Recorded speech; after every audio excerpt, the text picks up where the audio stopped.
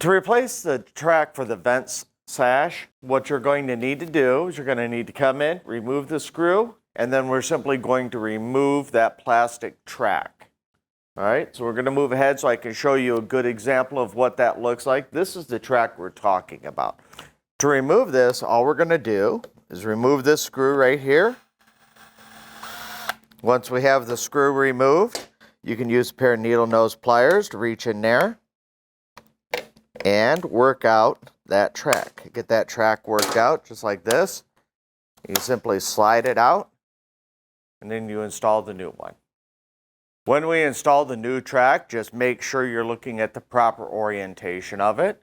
If you look at this, you do have a thicker and a thinner side. The thicker side is going to be the opening that the glass is going to ride in. So we simply slide this in.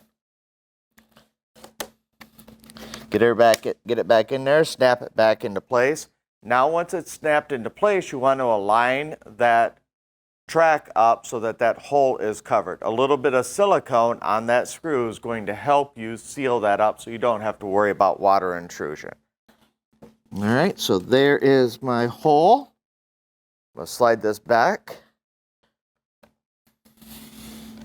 Here we go.